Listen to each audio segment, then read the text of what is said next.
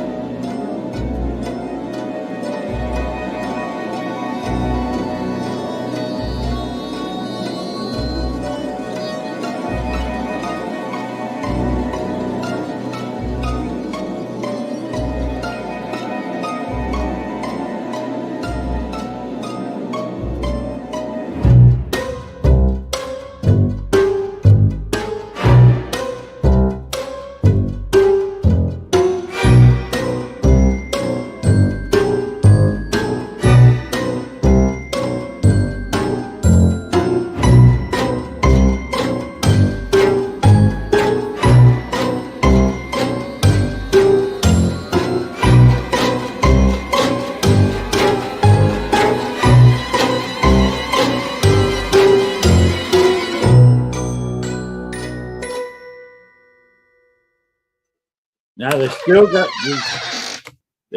the $300 packaging for two people. Which how many Paracons can you go to where you get a room for 2 nights, and you get a package deal with investigations for $300 for 2 people? Those are almost sold out. That offer will only be open probably till the 1st of March. So if you want to get that deal, you better hop to it.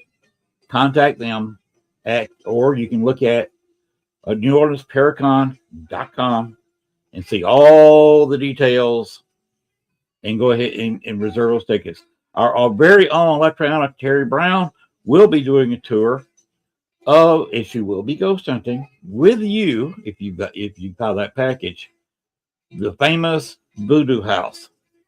It's actually a slave quarters behind the Voodoo House there.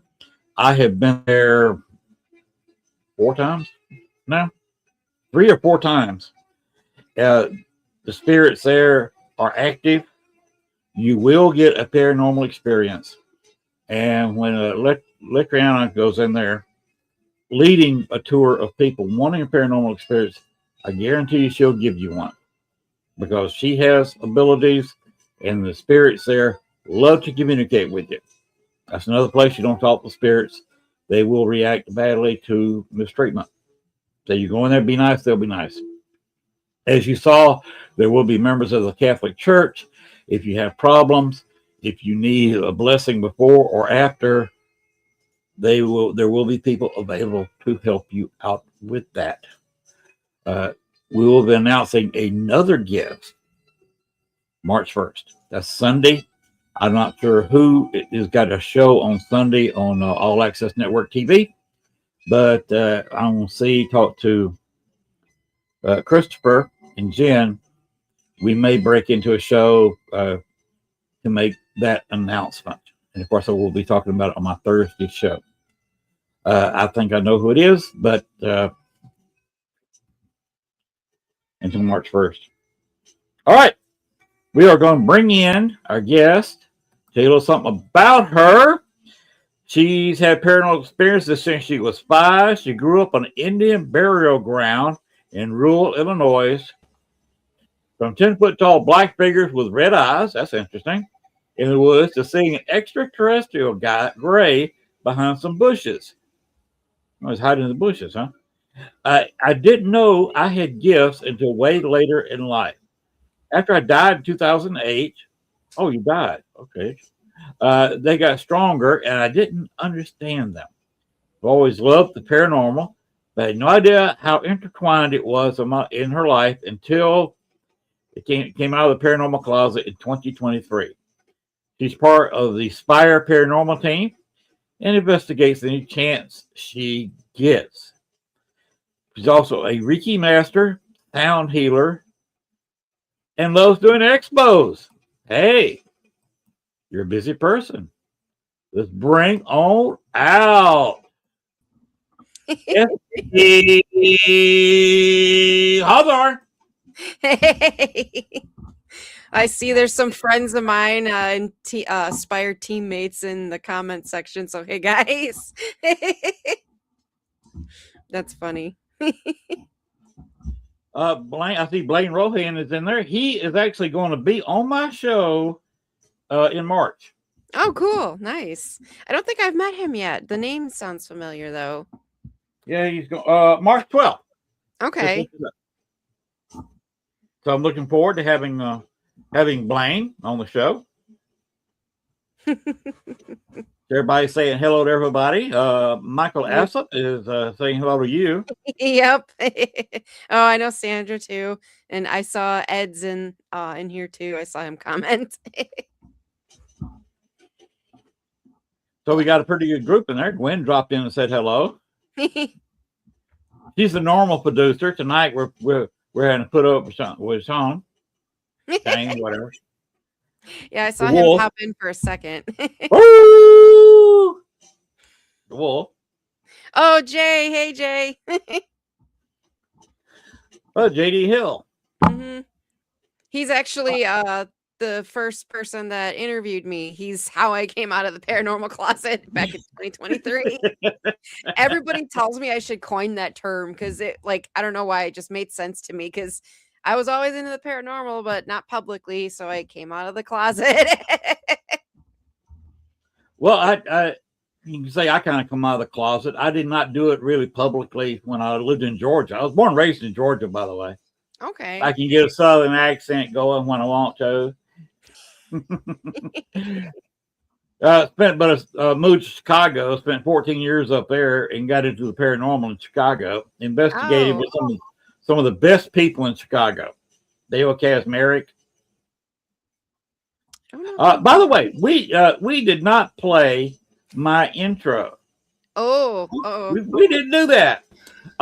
That's why I popped in before you started to introduce her, and you just kept going on with her, and I didn't want to interfere. I wanted to get to know Jessiy. She's got such a beautiful face and a fantastic personality.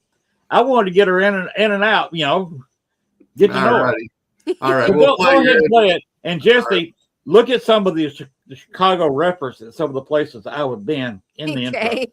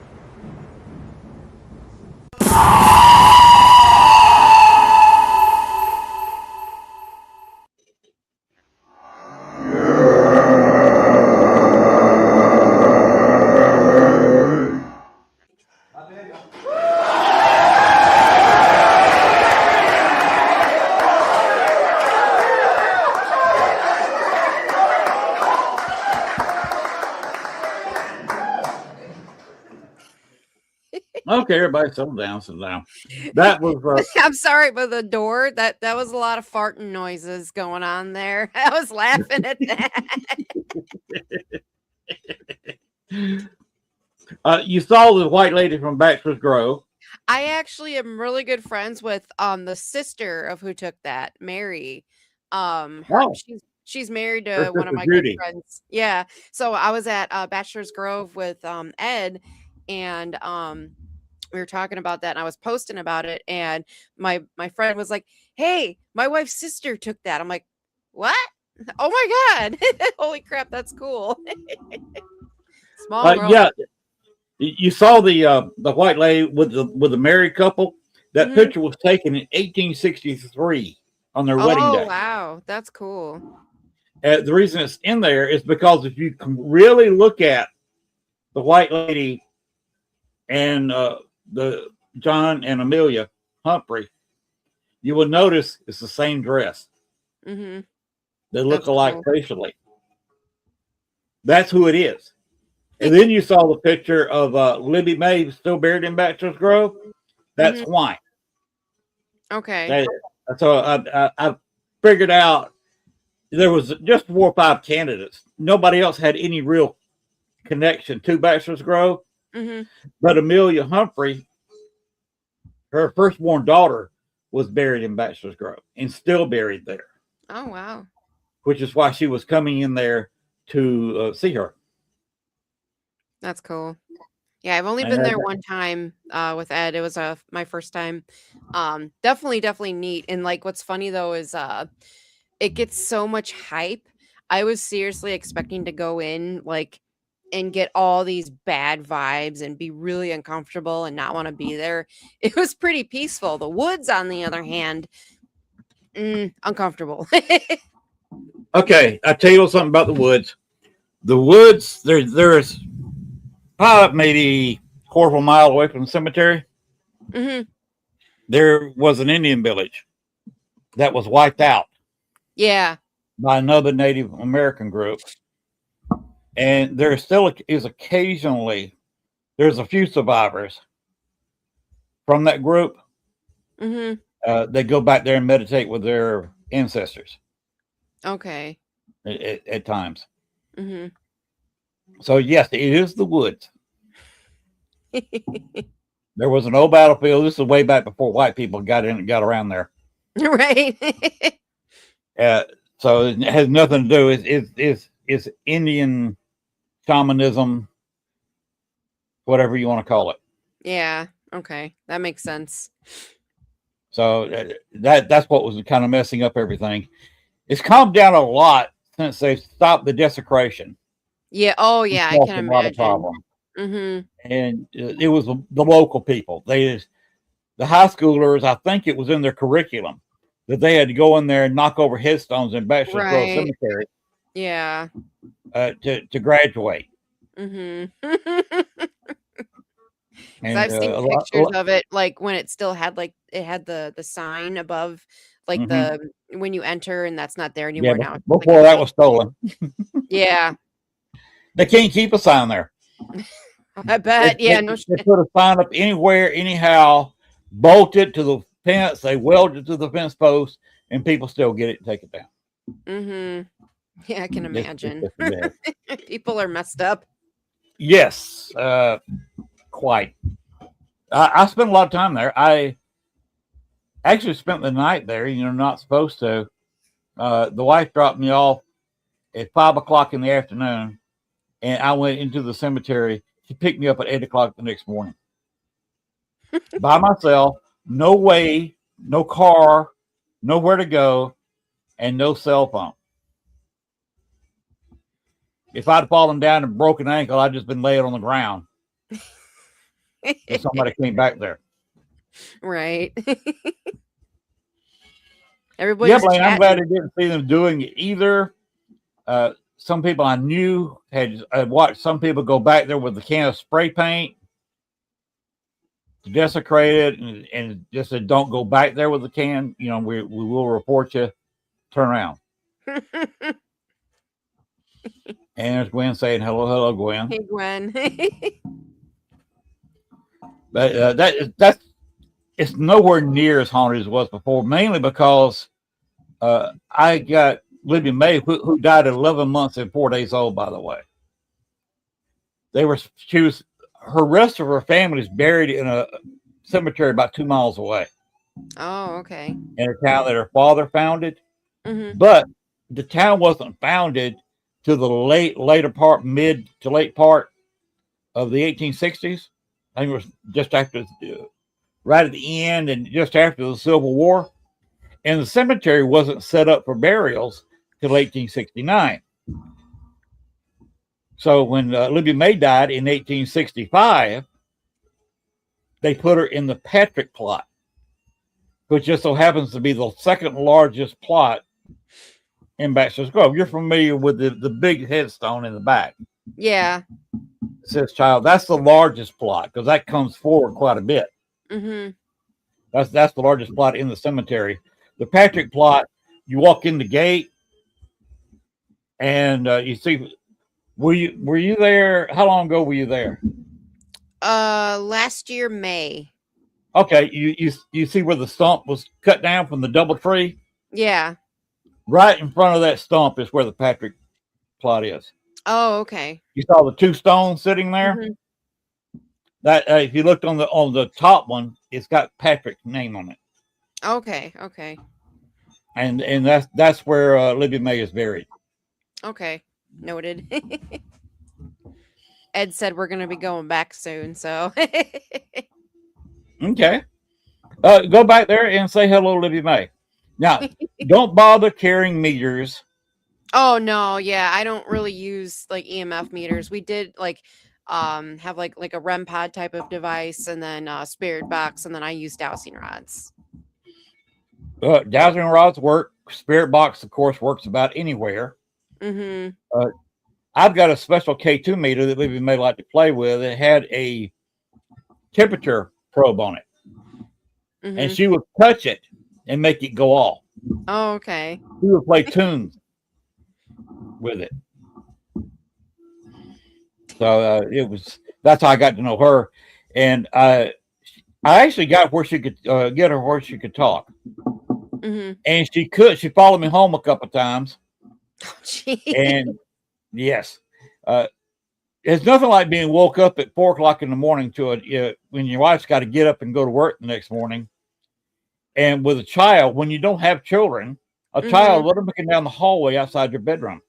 Oh God! I always try to make sure nothing follows me home. I was trying not to be rude. I mean, it was a child spirit. But my wife woke up and she said, Amelia, come get your child out of my house. I have to go to work. And then Amelia opens up a portal over our bed in our bedroom, comes out of the portal, grabs Libby May by the arm, and snatches her back up through the portal. Oh, wow. Did you see this like with your eyes? Yes.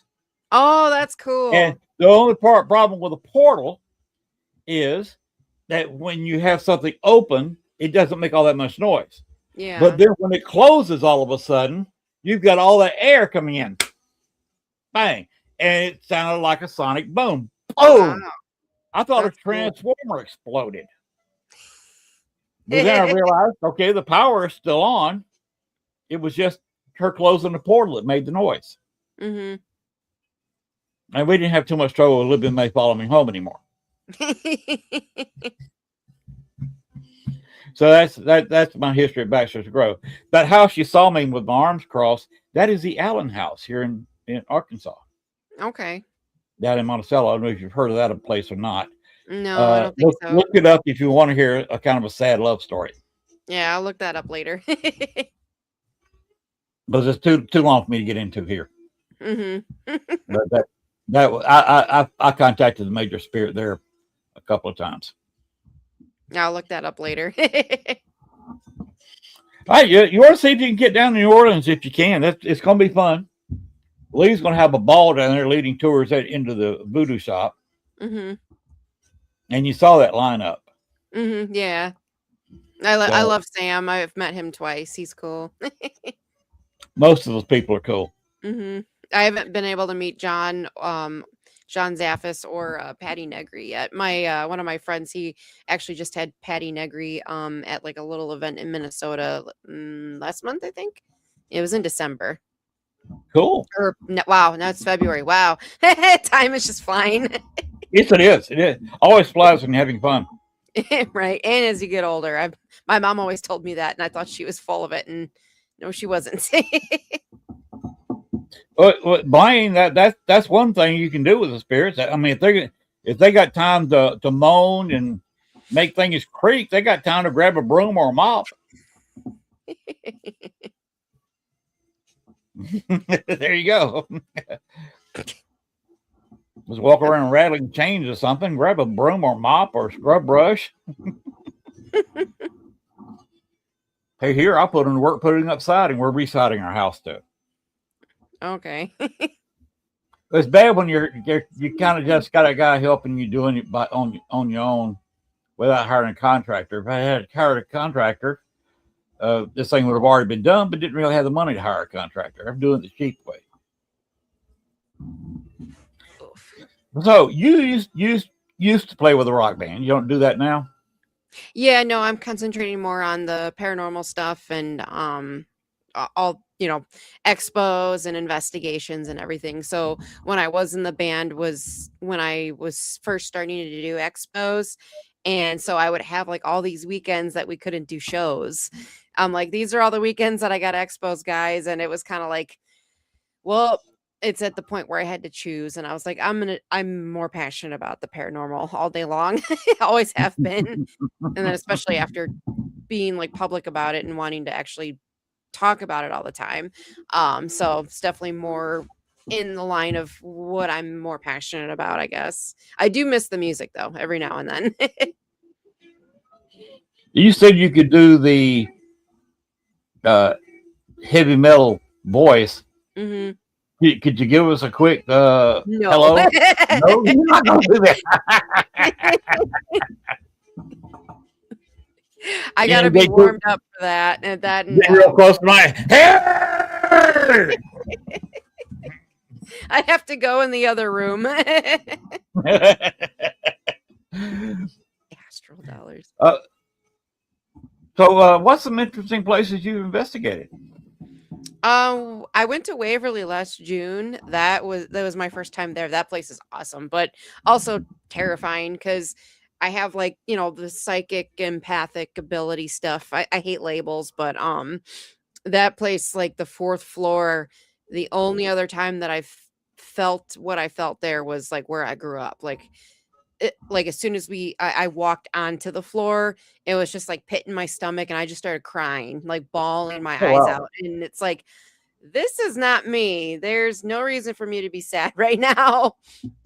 So like, since I've been trying to understand my abilities more, I was like, okay, you guys back up. I know this is not me. You need to back up, please. And it just would not let up. So I had to walk off the floor for a few minutes.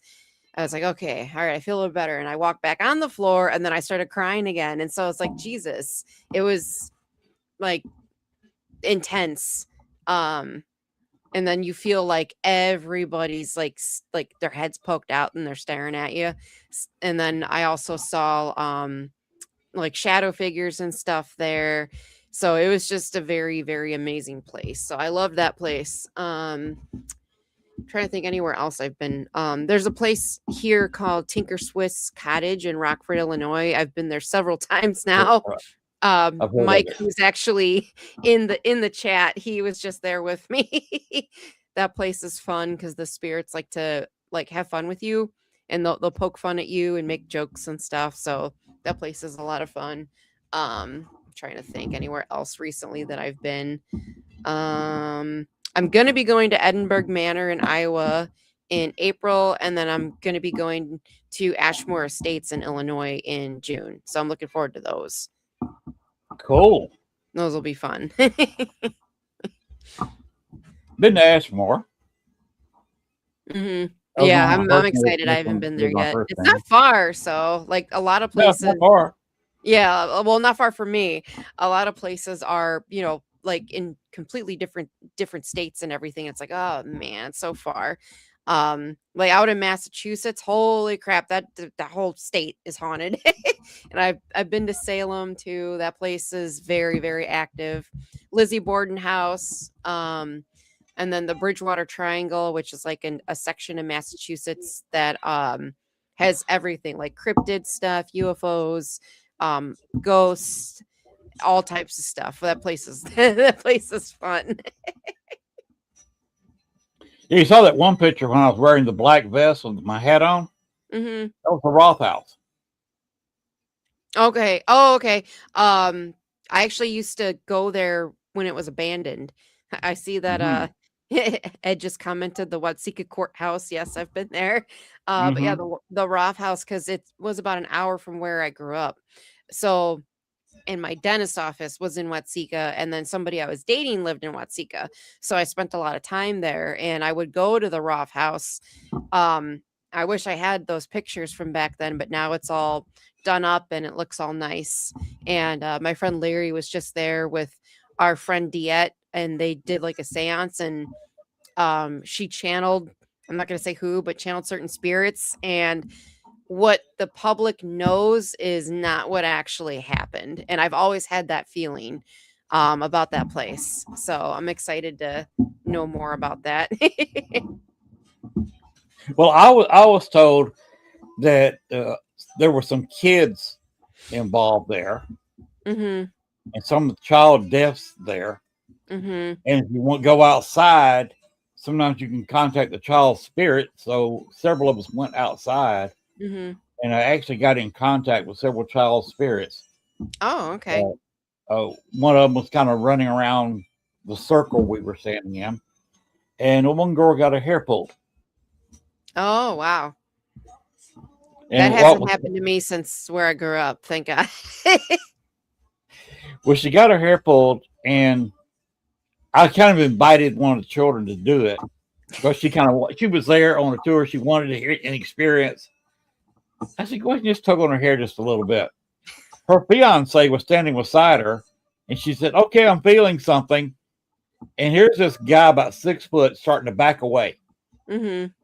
He didn't want any part of being next to his fiance or they're being touched by a spirit. I actually saw that in New Orleans too. Oh, okay. The woman standing there taking the experience, and the fiance, or in that case down there in New Orleans, the husband won't no part of it. Mm-hmm. Which is kind of amusing. The woman standing tough. She's just standing there taking it, and the man in her life's gone. Mm-hmm. I saw that happen in Bachelor's Grove, actually twice, where the husband took off because the ghosts were active. They well, what do you expect when you walk up on somebody who's doing a paranormal investigation? And there goes the husband down the path. He's headed back to the car, and the wife's sitting there standing in front of me looking at me. I was like, I guess you better go. Oh, that's funny. It's weird, the experiences that you get. So, what other interesting places have you been to?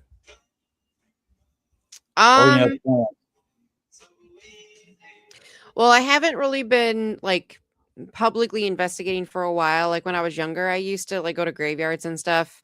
Been doing more graveyarding lately. Most of the experiences that I've had have been like from my like past more so than like presently, because back then I didn't understand. And oh, hey Larry. Hello, Larry. Larry Esler, he's a great guy. Yeah, that's who I was with at Tinker the like the other weekend. As he says that, that's funny. I call Larry the Paul Rudd of the paranormal, because like in Hollywood, everybody loves Paul Rudd. Everybody in the former loves Larry. I got her beat up. Oh my god. So he loves. So we went to the Veterans Hall in Rockford, and like I said, I have dowsing rods that I got at Waverly, and so I like using them, and I according to everybody I know, I get some of the best answers. And we were at Veterans, and one of the rods just like kind of went out and tapped me on the shoulder, and then Larry's like, "Ooh, this is gonna be fun." So he's like, "Can you guys take the right rod and hit Jessiy with it?" So boop, hit me. And then he's like, "What about the left one?" The left one went around and hit me. And he's like, "What about both of them?" And both of them went around and hit me. And then we were at Tinker Swiss Cottage the other weekend. I've been there at least like 10 times now, so the spirits know me. And Robert, he does like to play pranks on people. So Larry's like, "Hey Robert, could you take the right dowsing rod and hit Jessiy with it?" And it started like going, and it wouldn't fully hit me. And I got the feeling it's because like I didn't say it was okay. So I was like, "It's okay, I'm fine with it." So then it goes bing boop and hit me in the shoulder. So I had to tell them it was okay, which I thought was kind of nice. It was so funny. That's like back like both all my history when it comes to paranormal stuff has always been very negative throughout my life where I grew up. So the past couple of years having more positive paranormal experiences has definitely been nice. And like that's something that I'm trying to like weave into my book that I'm writing, because I have so many experiences from throughout my life that like everybody's like, "You need to write a book." And I'm like, "Yeah, I probably should." So I'm in the middle of doing that right now. And then I have another friend that wants to do like a documentary on everything that I've been through. So it's like all the stuff I'm doing right now, trying to weave that into what I've already started. Larry. Oh, that's funny.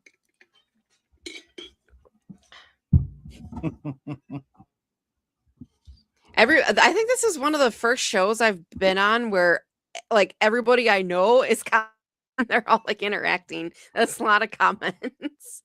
Well, you got it right now. You've got a pretty all-star cast in the chat room. Everybody kind of knows each other. Most of them have been on the show before, like Blaine will be on the show. So I know most of these guys. They're all great guys. The ladies too. Mhm. They're great people. So it's nice seeing the comments pop up there. Thank you for doing that.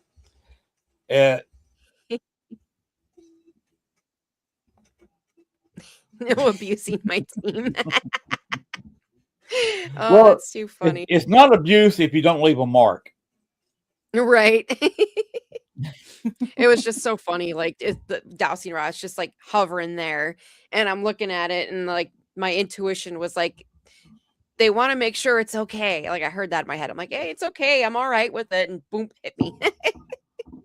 So that was definitely entertaining. And then that's like one thing that if Larry and I are together, he makes sure that he tries to do now, because everybody in the room finds it hilarious. So like people like I want people to have positive experiences with paranormal, unlike what I've had most of my life.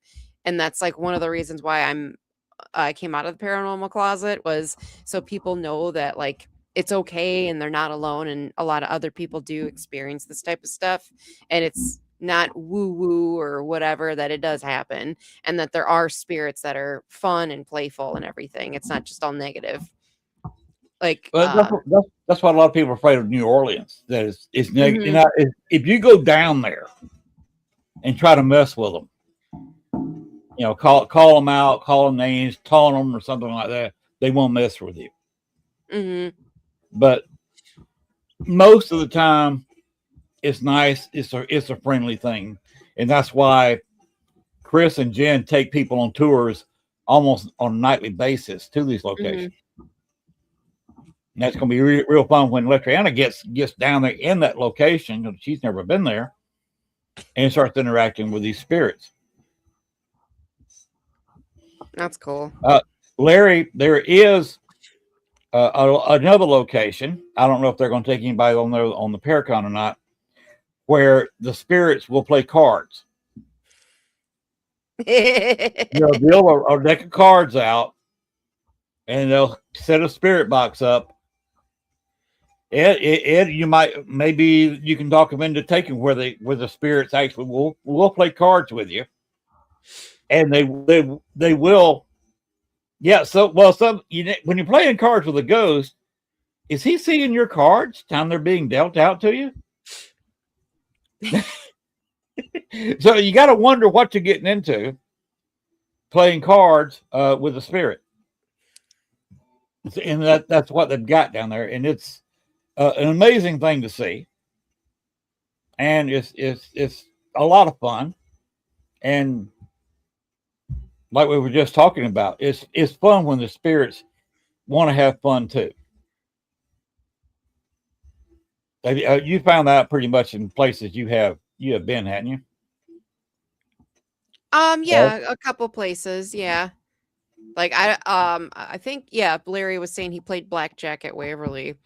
But yeah, like I was saying, it's interesting how things are nowadays than from like when I was younger, and all the terrifying experiences that I had. And that's why like I closed off and I didn't talk about it. I'm reading all the comments. Yeah, Larry does play blackjack. It's always really, really funny. He'll put like a spirit box and ask them like, oh, hit or stay and everything. So yeah, he's lost money to the spirits, but he puts it in the donations. So Hey, that's a good way for a spirit to raise some money for the location. yep, pretty much. Don't give me the cash. You put it in the box up front.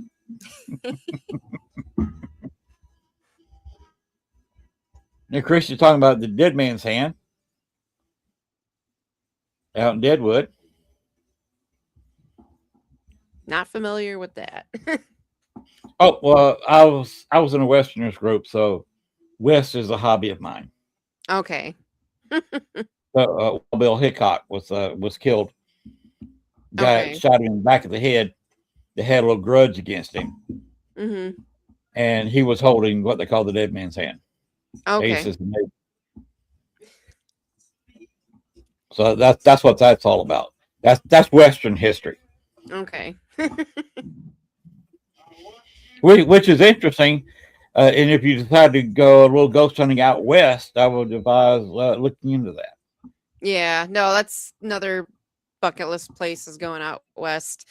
I mean, I've been east, but yeah, I want to go south to obviously certain areas, and then there's a lot of areas out west, like Sedona and Mount Shasta are two places I want to go, but for more spiritual than like haunted stuff. And then Tombstone would be awesome, and then was it Virginia City? Obviously, that's another one a lot of people know of, and that would be really cool to go there too.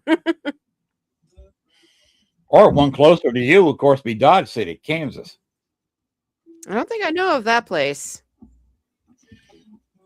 Well, You that's said where Wired Dodge Up City, like kind of got his GOD? start. Didn't you say you've been to here in Arkansas up to I went to Crescent Hotel? the UFO conference, yeah, in Eureka Springs, and I know Mhm. we actually drove past the Crescent Hotel, and I've just like recently learned about that place.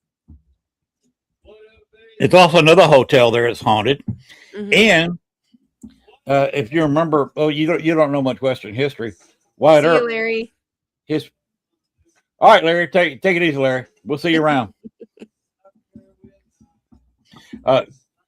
He lost his first wife Oh, and went on a drunken rage about it. And he stole a horse and was put in jail in Eureka Springs. oh, okay.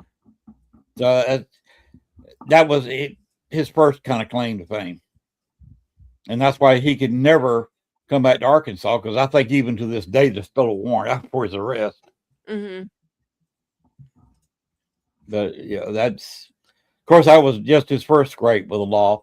After, of course, the big shootout, he chased a lot of people down and killed them. Oh, okay. So that's a whole lot of history to read. I'm sure. So if you ever go out there, read up on your history. It's fun read. You ever been to the John Dillinger alleyway? Nope. I know there's a lot of stuff that goes on in Chicago, but like I have such a like love-hate relationship with Chicago. Do you know the Goat Man, Michael? Yeah, I know about that too. Yeah. Mm-hmm. Wyatt Slurp. sounds like a drink that should have a 7-Eleven out there. Call it the Wyatt Slurp. Michael is hilarious. If you spent any time with him, you know. No, yeah, I know Mike. Yeah, I've seen him at a few different expos and stuff. Very funny guy, very personable, down to earth. He had a little bit of an injury, and I think he's coming back 100% with it. With his attitude, he's going to make it all the way back and be just like he was before. I've got faith in Michael. Yeah, no, he's nice. The I think I've seen him like twice in person at different expos. I think Broadhead was one of them. I just seen John Dillinger's death photo. There was a nice bar there across the street, and it actually burned. Of course, you got the original Red Lion just down from the alleyway. I've actually been inside the theater. Oh, okay. Yeah, I've never been to that area. I just know about it. And then same with like the St. Valentine's Day Massacre stuff. I know about it. And then there was something else. I can't remember the other place that I was like thinking about going. I went to the Billy Goat actually this past year. We went to Graceland Cemetery, and I've also been to Rose Hill Cemetery around the area, because like I said, we kind of with Chicago. I'd rather go other places. You know, I guess you never made it out to Oak Woods on South End. No, probably not. You know where the University of Chicago is? I think I've driven past it, but yeah, I don't think I've been over there. But I think I've heard of the Oak Woods. Like most of the paranormal stuff that I know of, I guess you could say, or that I've experienced, was like down where like I grew up and everything. And then there's oh god, what is it? It's like Park Forest, or I can't think of the name of the cemetery, like where Al Capone's buried. And I know there's a lot of cemeteries down that way that I ironically drove past several times, lots of times growing up, but never went in there. Well, Oakwood has a mass grave in it. Okay. Between 4,000 and 6,000 bodies buried shoulder to shoulder in three circles. Mm-hmm. It's all the soldiers, the Confederate soldiers who died in Camp Douglas, a Civil War prison camp. Oh, okay. You've actually got Stephen Douglas Park, and the Camp Douglas was there on Stephen Douglas's property. He donated to the Union for a training camp for people coming out of Chicago, being drafted into the Army. And they needed a prison camp, so they started sending prisoners to the training camp. And they weren't prepared for them, and it got bad, and let's just say it got ugly. Okay, interesting. So that's Fort Dearborn's the location. The Grass House is another weird place. It's not the man who built it that haunts the Grass House. It's the architect who built it that haunts the place, and the owner's wife. She will appear in different rooms at different ages. Interesting. Okay. She'll basically follow you on a tour, and you don't know what age she's going to appear. Some of it's in her later years, and some of them she will appear as a child. She'll appear at the top of the stairwell when my wife and I were there, and she actually took my wife's hand and led her downstairs. Oh, okay. Wow. Oh, Mike. Yeah, Mount Carmel Cemetery. That's on my bucket list. I'm going to go there hopefully sometime this year. That's where Al Capone is. Mm-hmm. You can also go over to his old house. I don't think there's much there, and you can't go in. Somebody lives there. It's actually within walking distance of the Grass House. Oh, okay. So that's a interesting district to walk through. So if you go over there, park your car, and you can walk around. Mm-hmm. But you can actually, during the summertime, not so much during the winter, you can go over to the Stephen Douglas Park, and he's buried there. And they've got Stephen Douglas Park open. You can not only walk into his tomb, you can actually put your hand on his sarcophagus. Oh, okay. And that's a haunting experience when you actually walk into a tomb. It's all concrete, so you can't hurt it. And they don't let you in there with a hammer and chisel, because there is somebody there overlooking the park. The park's beautifully decorated. It's a nice walkthrough. Something you want to think about this summer. If you like going to a cemetery, it's just one person buried there, but you can walk right up to the sarcophagus. Mm-hmm. You remember your history where Stephen Douglas debated Abraham Lincoln, right? I don't know much about history stuff. I just recently started getting into it. I've always hated it until doing the paranormal stuff. So paranormal will get you into the history. Mm-hmm. At 11, there was also somebody who was in Hot Springs recently that posed by the Al Capone fiberglass statue. It's in a restaurant. They actually had it sitting back outside on the bench. They don't leave it there at night anymore. They've got to carry it inside because people were stealing it. They were stealing Al Capone. And the several people who stole it brought it back because they said Al Capone was appearing in their houses. They got tired of it. Well, that's what you get. You steal Al Capone. He doesn't like that. He likes stealing, but only when he does it. There was a bar down by where I grew up that was known to be like one of the hideouts for Al Capone, because it was really south.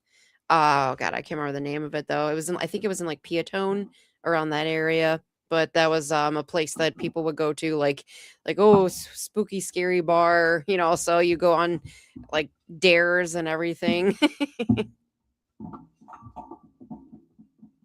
That's on my bucket list. What Marla's talking about, they're within. Gail, how far away is that a holding camp for the Japanese from here? Hour or less? I could probably make it in an hour. Okay, an hour or a little bit less. The wife says, and she's a conservative driver, she can make it down there in an hour. It's actually where yeah, about the okay, around the courthouse there. It's where George Takei was actually held. Oh, you're not into Star Trek, are you? No, not too much. I see the puzzlement on your face. You remember the original series for 3 years of Star Trek? I've never seen Star Trek. No. George Takei. I'm a Star Wars person, not a Star Trek person. He was a navigator in the original crew. But he's of Japanese descent. His family was held down here in Arkansas. Okay. During World War II. George Takei and William Shatner both are in their 90s now, and they're both still alive. And they argue with each other. That's on my bucket list, is to go down there. Well, I just recently found out that there's a few like POW camps actually in Illinois. One of my friends was telling me about that, so I want to go to those areas because I think you can actually go to a couple of them. Like they're just open, like there's no plaques or anything like that. I think there is one. I'll have to research it again, but I didn't even know that there were like POWs like places in Illinois. Mm-hmm. Well, that's what Camp Douglas was. Of course, it was for the Civil War, not World War II. Mm-hmm. And there's not much plaque there. You just got to know where it is. But the headquarters is right there in a public park. You can go there all day. Now you don't have to leave so the park. That's probably one of the places. One of the places I've heard of. I'm actually up by everybody's talked about like Cuba Road. And Babyface, I think it was Babyface Nelson that got shot up this way, like by Barrington. So that's like kind of the area that I live in. I'm just like learning about a lot of the haunted stuff up this way. There's a cemetery that I've driven past and kind of got uncomfortable feelings from, and then I've come to find out, oh, it's haunted. Interesting. So I know there's a bunch of areas up this way that are supposed to be like haunted from like the Babyface Nelson, and then there were hideouts out up this way too. Didn't know that until recently. And then I saw the Irish Legend. Haven't been there yet, but that's on my places to go this year. Did you see the Irish Legend in my intro? I saw the picture of it, so that's why I was like, oh, okay. You know what that is, so I'm gonna go there one of these days. I'm one of the few people who not only have investigated the main floor, but I've been in the attic, and I've also been in the basement. Okay. Yeah, I don't know much about it. I just know that it's like pretty active in one of the places that, is gang related and all that stuff. Yes, it is pretty active. I actually got an attachment for about almost a year. They've got 2 bedrooms linked together, and it's used as a bathroom and for towel storage now. Mm-hmm. People live there as a reason you don't get up there very often. I just happened to catch it one time when it was between people living there. Oh, and okay. I got up there, and that's where the actual prostitutes had their rooms. Oh, okay. And they had a table set up between a bathroom and one of the bedrooms, and a prostitute died during a botched abortion. Oh, wow. Well, you also hear that's like one of those famous stories. Like you hear about that like everywhere. Yep, and she flew into me, and I was stuck with a 1920s prostitute for a while. Oh, That jeez. would wake me up wanting sex at about 3 or 4 o'clock in the morning, 3 or 4 days a week, 3 or 4 nights a week. Wow. Good Lord. That's why I'm really happy I know how to not have attachments. I learned very quickly after that. I finally got rid of her, and I said, "Okay, that's enough of that. I've had the experience. Let's end this right now." So I take measures. Yeah, Michael, I was a lucky guy, I guess. I don't know. She was pro, but she hadn't had any in a century, so she was excitable. But I got it there at the Irish Legend. In the stairs going to the basement, there was a story of a lover's triangle, of course. How many lover's triangles there is in the paranormal? And one of them grabbed the other guys by the ankle, was going to just play a trick on him. Mm-hmm. But when you're going downstairs, of course, you pass that level where your head is going past the floor as you're going down the stairs. And when he tripped him, his head went flying into the floor joist around the stairwell, around the hatch, and it killed him. Oh, wow. There was also, when they were doing the dance hall across the street, that Frank Capone, which ran the place, Bottles Capone, and Al went across the street to get them to lay some concrete in the basement that was all dirt. And the contractor always swore there was 2 or 3 areas that were freshly dug in the dirt that looked like it could be graves. Oh, wow. And he covered that over. Mm-hmm. So yes, if you get a chance, if you can talk to the bartender nicely, if it's a slow night, try to get down to the basement. It is quite haunted if you go there. So it's a very interesting place to go. And by the way, they do serve very good food. I've heard that. So, like, well, I don't drink, so that's what I would go for. Is if there's good food. Take your fiance.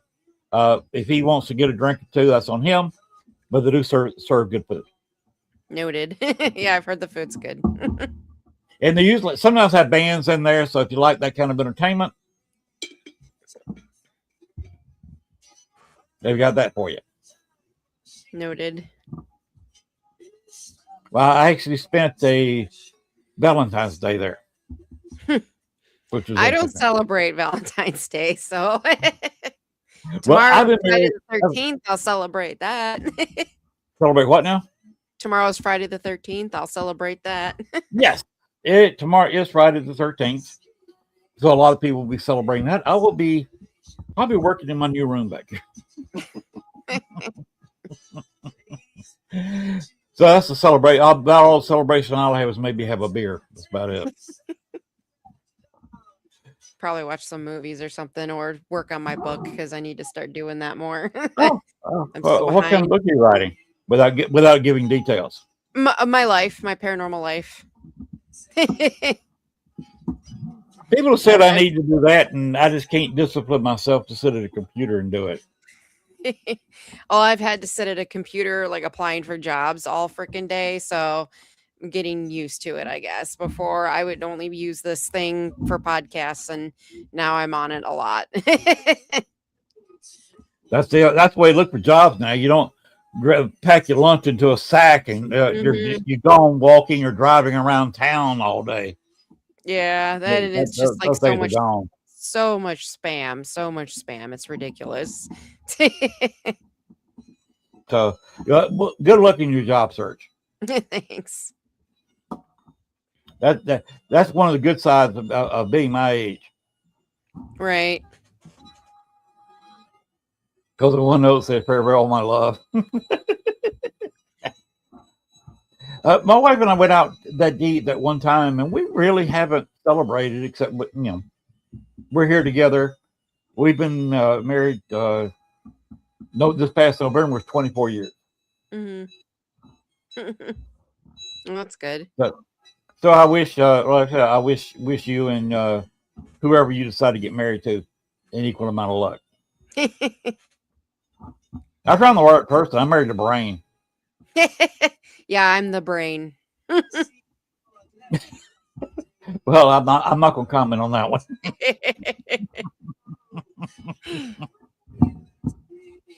Well, he is good. So I guess y'all can discuss, who's the best looking one in the couple.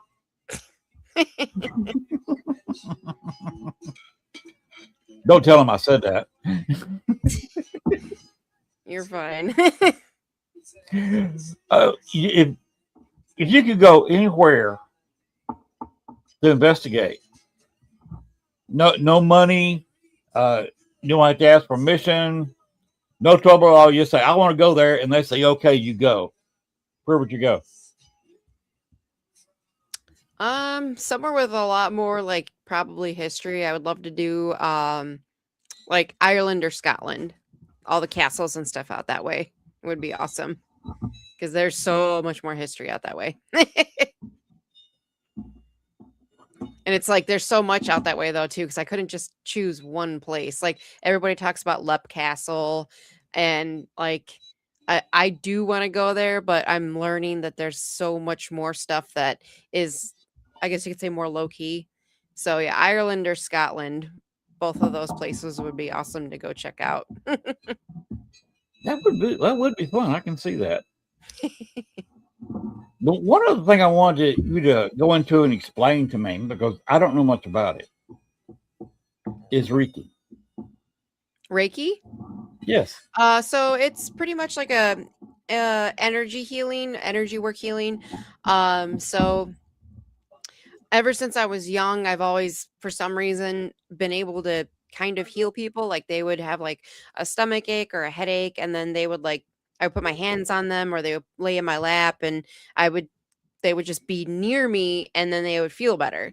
And then in 2019, my mom's always loved crystals and crystal shops, so that was like one of our things that we did. So she found one day, and we met up there because I live an hour and a half from her, but I try to see her at least once a month. So we were at the halfway point, and she's like, "Oh, I just happened upon this crystal shop." So we went there, and I was asking for stuff for like anxiety because I was having a lot of panic attacks and I couldn't sleep. And the crystal owner was like, "Oh, have you heard of Reiki?" I was like, "No." And so I went to a Reiki share and was like flabbergasted. And then I got attuned to it, and I learned how to do it. So I've got my master's level. So that's what I do at the expos is I do Reiki and sound healing, which is funny because few people that booked me when I first started doing expos were like, "Wait, you're okay doing this at a paranormal expo?" I was like, "Yeah, why wouldn't I be?" I guess there's been a lot of people in the metaphysical community that didn't want to be around the energy or something of paranormal expos. I was like, "That's stupid."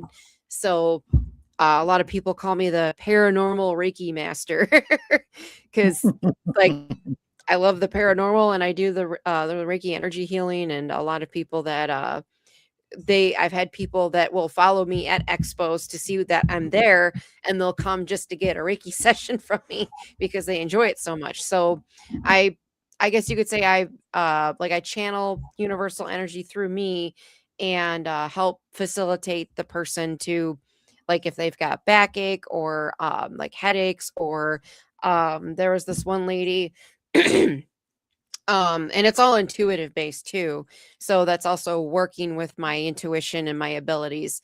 I put my hand like on one of her knees, her shoulder, and then one of her hips, and she actually asked me if I'm able to sense prosthetic like joints. I was like, no, why? And I guess everywhere that I went, she had replaced. So she had that knee replaced, she had that hip replaced, and she had that shoulder like rotator cuff replaced.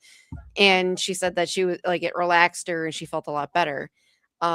So yeah, it's pretty much energy healing, I guess. And then I also incorporate sound bowls as well. So I mean, we're all frequency, and we're all most, water. And there's been studies done where certain frequencies are put into like water droplets, and then they shape these beautiful patterns because it like resonates with the water. And if you think about, we're mainly water, and then that sound is going through us, or the a vibration, then it helps like like relaxation, and it helps the body heal in a way as well. Okay, what do you do with a sound bowl? Do you rub your fingers around it, or some kind No, of? I have like a mallet. So there's different. Oh my God, there's a lot of different types. So I have crystal ones that are really big, and then there's ones I can fit in my hand, and they're metal. And I use a mallet and I go around it, and that reverberates the sound and keeps the sound going. So I use that and I put it like around the person's head, and then down their chakras, because you have chakras all down your body. So that also, a lot of people enjoy it because it helps them relax, and they'll like be anxious or be nauseous or have a headache, and they're able to feel better afterwards. Can you explain what a chakra is?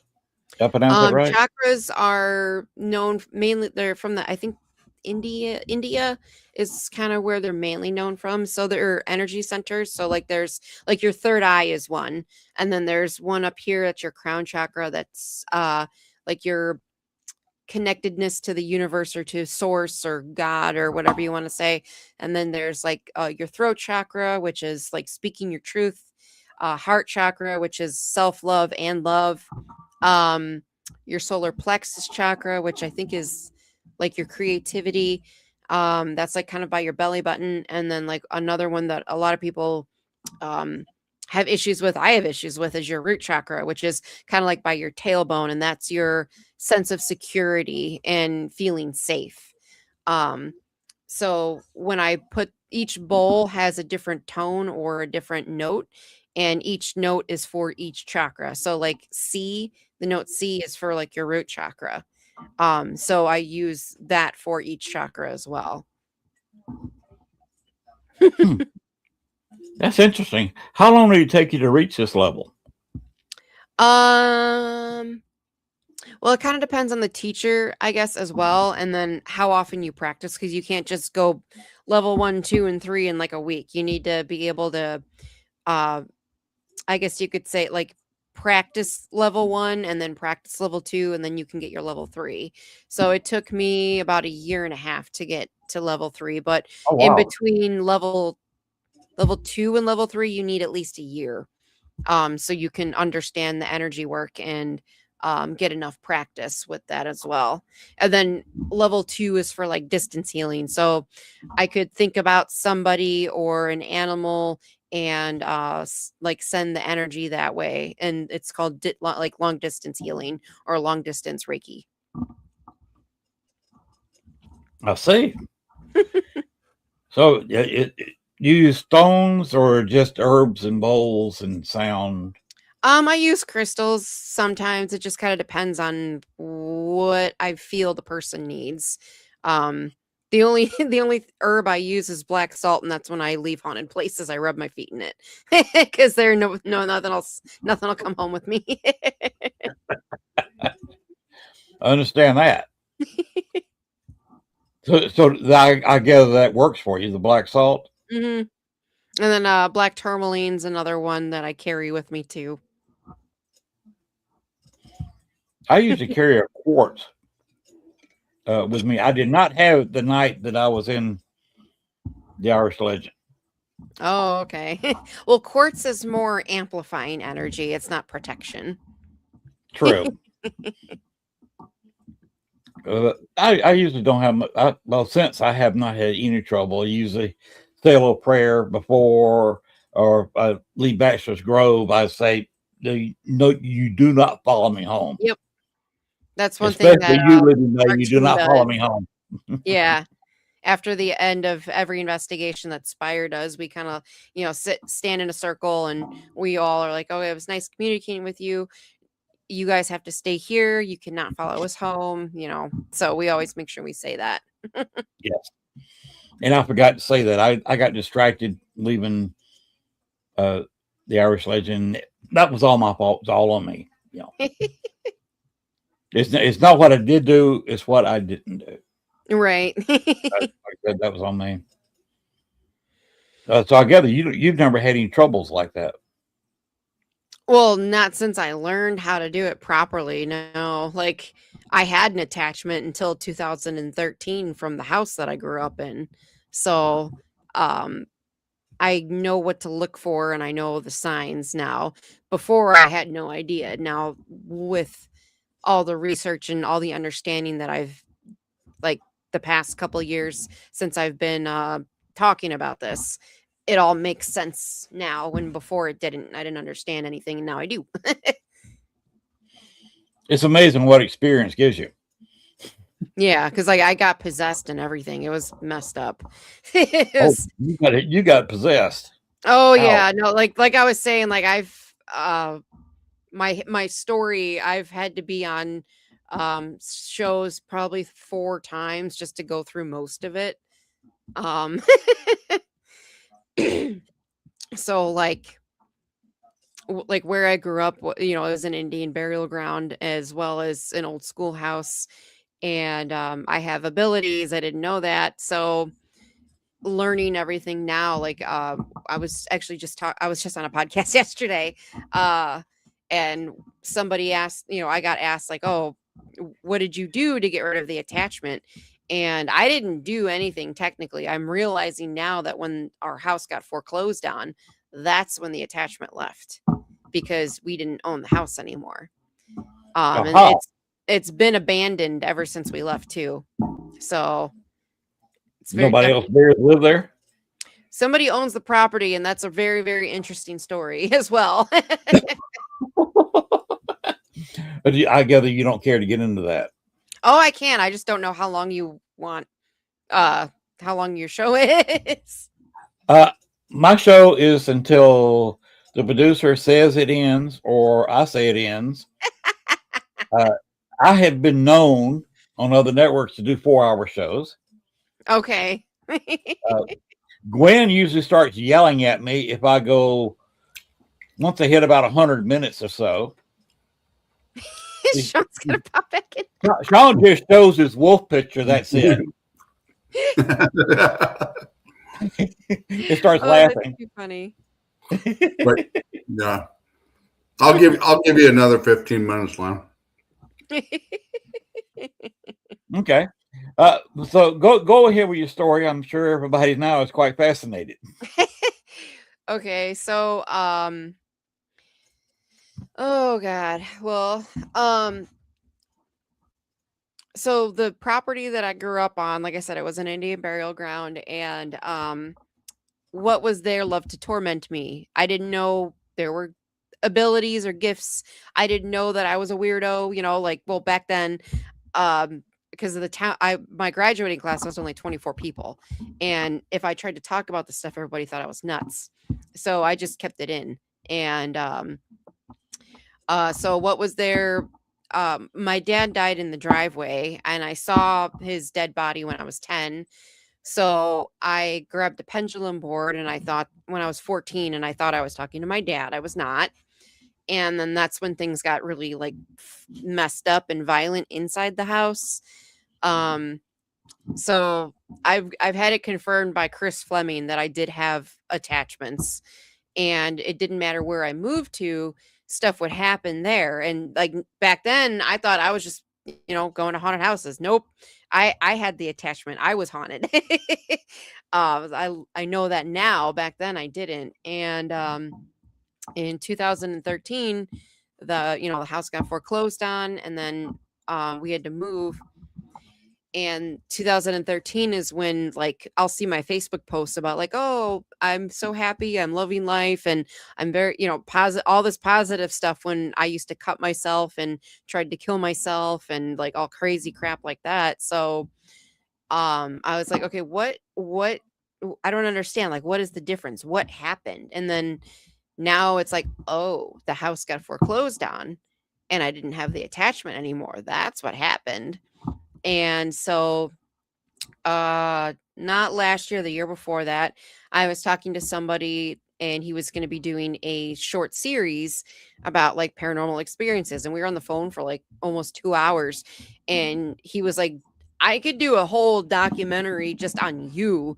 Do you have access to the property? And I was like, well, I mean, I haven't really tried to go back to it because of all the trauma. And so he asked me if I could possibly find out who owned it. And it was a couple days before Christmas. I got the bug up my ass to see who owned the property. So I went on like these county clerk sites and typed in the address and found out who the owner was. And then the name looked really familiar. So I went on Facebook, and sure enough, I was friends with this person on Facebook. And I was like, oh, okay, this is interesting. And it turns out he was 2 years ahead of me in school. And I was like, okay, well, I know who owns the property. That's interesting. And we're friends on Facebook. We've never interacted on Facebook, like ever, like no likes, no comments, no nothing. Odd. Well, how'd you become friends? That's how I was going to get to. So Christmas came and I made my, happy Christmas, everybody, safe travels. And he commented, Merry Christmas, Jessiy. I hope you have a great day. And I'm like, okay, what the hell? I haven't talked to this person at all. I find out he owns my house, and then he makes a comment. Interesting.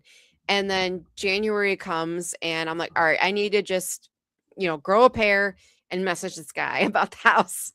So I was like, well, how do I go about this? Like, obviously I want access to the property to do like some investigating and stuff. How do I go about this? So I was like, all right, you know what? I'm going to do it this way. So I was like, hey, my name's Jessiy. I grew up in that house. My dad passed away in the driveway. So I wanted to know if maybe possibly I can stop by there randomly, if that's okay. And he is the one that said, oh, I actually added you a little bit over a year ago because I see that you're really spiritual and you're into spiritual stuff. I am too. And I'm like, okay, this might be easier than I thought. And so I said that I had a lot of experiences at the house, like paranormal wise. And I never got the chance to close that door. And I would like the chance to go there and possibly investigate and stuff. And then he goes, oh, yeah, I get growled at by the woods all the time. And I was like, what the hell? So he gets growled at, which that happened to me all the time. And the house actually isn't even like, so they destroyed the original one and he started to rebuild it. And it's like 2 stories now when it was a 1 story. There's no siding on it. There's no walls on the inside. And so what was it? 13 years now? Yeah. So 13 years they've owned the property and they haven't been able to finish building for some reason. He said that they keep having issues with like siting and permits and all types of stuff. They've never been able to finish the property. Well, it is an Indian burial ground. My mom added to the property. So she planted stuff. We planted fruit trees. We had these really nice privacy bushes in each yard. We also had like kind of a pet cemetery from our animals that passed because it was 2 acres. And so it was like the house, 2 yards, and then behind it was 2 acres of woods. The person that has the property now, there was a very, very, very old oak tree in the front. He cut that down. He took out all the privacy bushes. He destroyed a good half of acre of woods, and then also disturbed the pet cemetery that we had. And just, yeah, so he took out a lot of the land. And so my theory is because of that, what's there is not allowing him to build. Exactly. Exactly. So that's my theory. So I've been there. I happen to agree with that. I've been there twice. In the past couple of years, my mom and I have just pulled in and looked around and everything. And he gave me the permission to go there and everything too.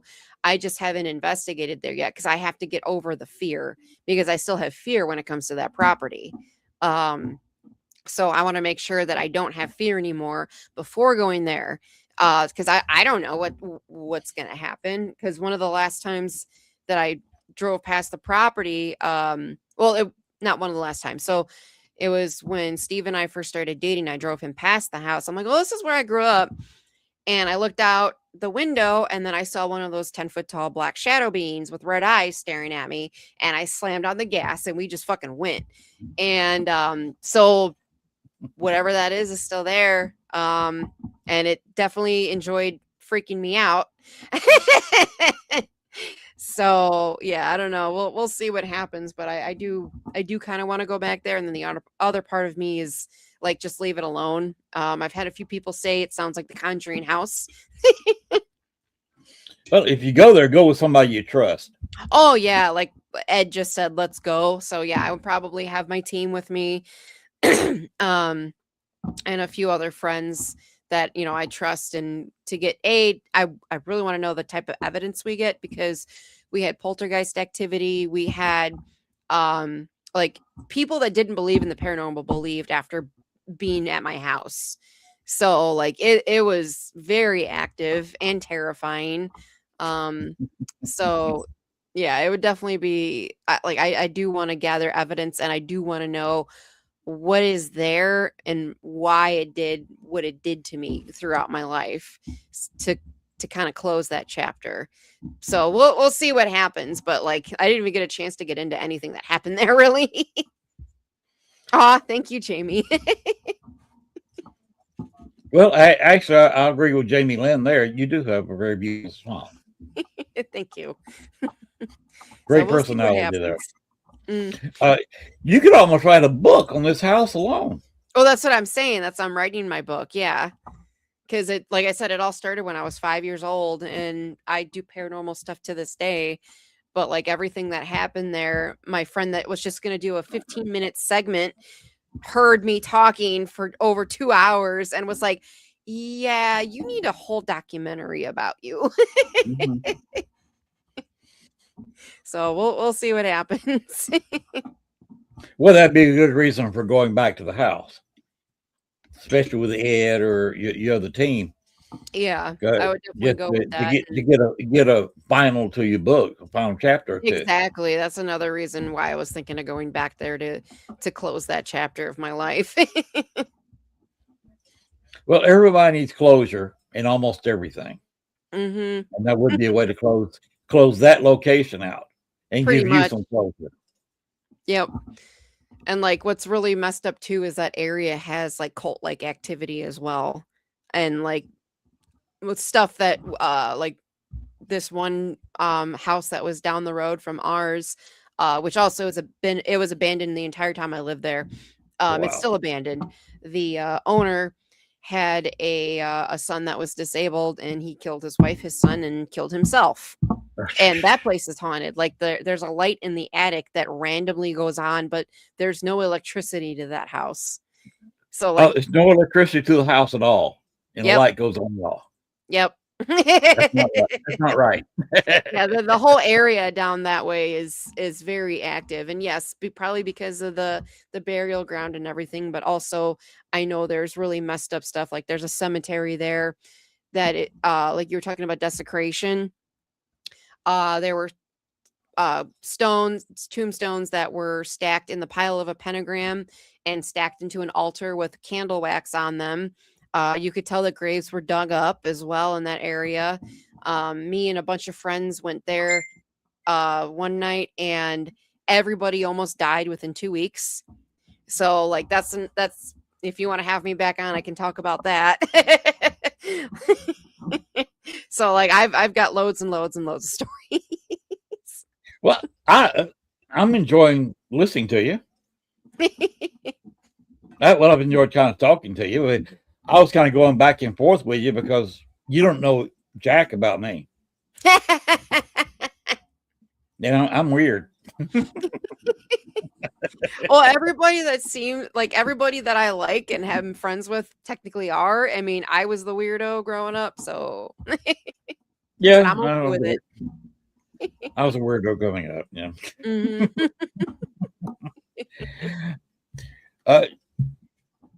Well, we got a little time. If you want to, you got a short story you'd like to share?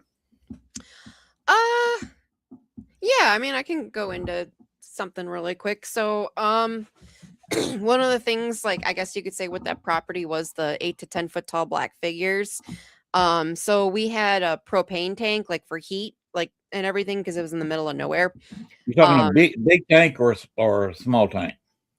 I was decent size, like 10 feet long at least. Oh, Um, okay.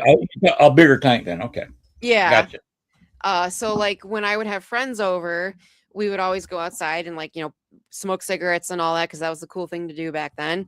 And we'd be in the driveway talking, and we would hear rocks hit the propane tank. And I had one of my friends who was like in the army, if I can't shoot it and kill it, it doesn't exist type of person. And we're smoking cigarettes and we hear rocks being thrown, and we're like, what the hell? And like I said, there was 2 acres of woods behind the house. There were no roads, no way to get to the property. So he would go out there with like a machete and like a flashlight, like, who's out there? What are you doing? Freaking out. And he's like, there's nobody out here. I don't understand. And then he would get hit with a rock. And then they would whatever was throwing the rocks would throw them on the driveway. There were people that like I said, don't believe in this type of stuff. They'd come over and they'd be like, I don't know what's going on here. I don't like it. And then my first fiance, when I was 18, he was one of the first people to experience stuff with me. Like, we would hear conversations next to us. TV in the attic would go on and off, but it wasn't plugged in. Like, stuff like that would happen all the time. Stuff would get thrown. We were coming home one day from watching my stepdad's house, because my mom and my stepdad were in Wisconsin for a fishing trip, and activity was going on there. And nowadays I know it was connected to me. So that's what happened. So, like, the toilet kept flushing, doors were closing, a book flew off the shelf, and we were like, F this, we're out. So we leave and we start going back to my mom's house, which was, maybe a mile down the road. And Bobby slows the car down, and I'm like, what are you doing? And he's like, I think I just saw something up there. So there was like our yard, and then a driveway, and then there was our yard, and then woods, and then a field. So that was like the lineup.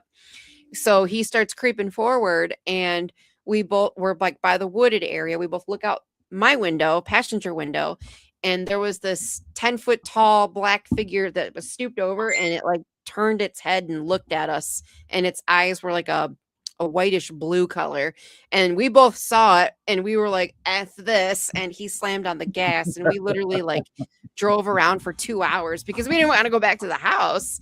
So when we did finally go back, we pulled in the driveway and just like ran inside. So stuff like that happened all the time, but that was like one of my clearest memories is from back then. Oh, it's time. Michael Aslip has said define normal. Right? There's a quick definition of define normal. Not us.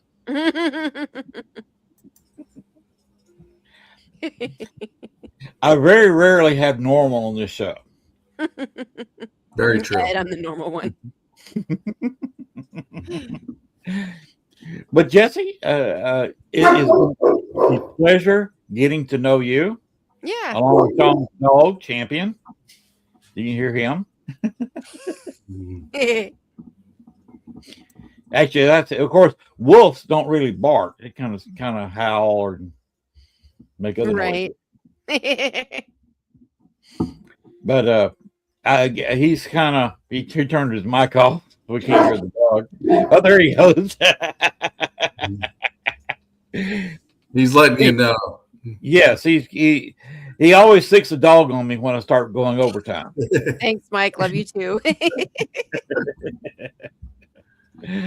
Michael's a cool guy. We've had a great night in the chat room, and everybody showed up, from Michael to Ed to Jamie to Larry popped in. Yeah, the goat man. We've had quite a lineup in the chat tonight. I appreciate all of y'all listening to the show and commenting in the chat room. Thanks a lot. And to the person, who was that? Christy. Yes, I'm a native Georgian. And if you know Georgians, we are bred in Georgia to take over the world. Well, we all talk a lot. We're all very long-winded. And we're usually in some kind of politics. My father was a politician. I was in the JCs running for office. So, yeah, we are determined to take over the world and talk the rest of the world into letting us. So that's just part of me being a native Georgian. Of course, some people say I'm Italian. I don't usually have it up in the cameras, but sometimes I sit there and talk with my hands. I have hit the mic before. I was once giving a speech and to the JCs, and sitting next to him was the president of the local JC chapter, and hit him right upside the head. The rest of the group applauded. They didn't laugh; they applauded because everybody wanted to do it. All right, Len. But Jessiy, I'd love to have you back on sometime. Yeah, if you for go sure. back there, if you go back to that place, to your old house, and get some finality there. Right. Yeah. We don't want to go into any great details of what you got because that's spoiling your book. Right. So at least you can say, I'll give you this and that kind of happened. Details to come in my book, and we'll hawk your upcoming book for you. Okay. So don't be a stranger. If you want to drop by, listen to the show, say something in the chat room. Love to hear from you. Like I said, you've got a great personality, and you've got a lot of great friends. Thank and you. Yes, I do. It's been a pleasure getting to know you. Awesome. Yeah, you too. It's been fun. Thank you. Show's been a lot of fun. We'll go ahead and end the show. We're going after show. If you want to come back, just hang around. Just don't leave, and we can talk for a few minutes there. Okay. All right. I'm going to set her backstage there, Len. Later. Yeah, set us backstage, and don't forget the paranormal never sleeps. And go ahead and play the thanks for watching. You had a great show tonight, Len. Oh, thanks. Okay, here we go. Is the purple one.